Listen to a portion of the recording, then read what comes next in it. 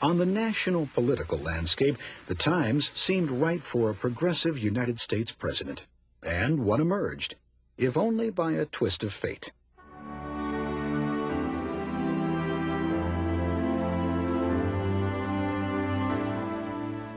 Six months after being elected president for the second time, William McKinley was assassinated, and his running mate, 42-year-old Vice President Theodore Roosevelt, succeeded him in 1901. He was the youngest person ever to hold that office. Roosevelt was born into a wealthy family, and although he suffered from asthma, he was determined to live an active life. From marksmanship to horseback riding and tennis, to boxing and hunting, to his heroic exploits with the Rough Riders during the Spanish-American War, Teddy Roosevelt proved a popular leader, first as governor of New York and then as president. When asked why people so adored him, he said he thought it was because, "I put into words what is in their hearts and minds, but not their mouths." Roosevelt outlined many progressive reforms to the American public and gave his plan a name, the Square Deal. When Roosevelt assumed office, over 80% of American business was owned by trusts. Although Congress had already enacted the Sherman Antitrust Act, it had not stopped the trusts from using unfair business practices to destroy their competition. Roosevelt began by suing the Northern Securities Railroad Trust. And in 1904, the Supreme Court agreed that the trust had become a monopoly and ordered it dissolved. Roosevelt's administration filed over 40 more suits. They pursued the beef industry, Standard Oil, the American Tobacco Company, and many other trusts. Americans overwhelmingly returned Roosevelt to the presidency in 1904, as he continued his work as a trust buster and a staunch proponent of governmental regulation of business.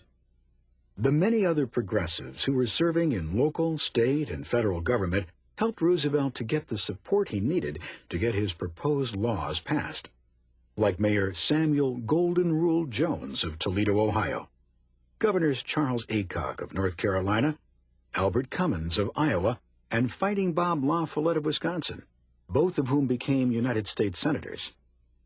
2 years after his reelection, Roosevelt saw the Hepburn Act become law, which gave the Federal Interstate Commerce Commission the power to regulate the maximum fees railroads could charge.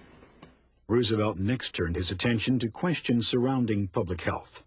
Like most Americans, he was horrified when he read Upton Sinclair's The Jungle, and even considered becoming a vegetarian. He appointed a commission to investigate Sinclair's claims. A man could run his hand over these piles of meat and sweep off handfuls of the dried dung of rats. These rats were nuisances, and the packers would put poisoned bread out for them.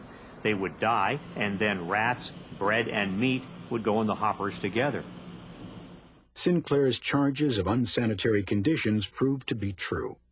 The commission confirmed his description of potted ham as a hash containing ground rope and pigskin. So in 1906, with Roosevelt's urging, Congress adopted the Meat Inspection Act. Federal inspectors would now guarantee safe, sanitary meat. That same year, more reforms followed, with the passage of the Pure Food and Drug Act. Manufacturers now had to list the contents of foods and drugs on labels and could not make exaggerated claims about a medicine's benefits. No deleterious drug, chemical, or preservative could be used in medicines or foods. Roosevelt brought the same enthusiasm to protecting America's natural resources that he did to leveling the business playing field.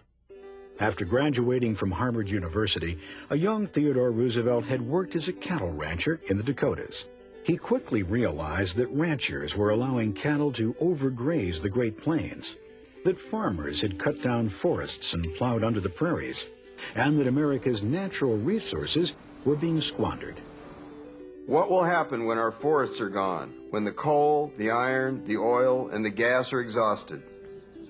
As president, Roosevelt withdrew 148 million acres of forest land from public sale, an area larger than Germany.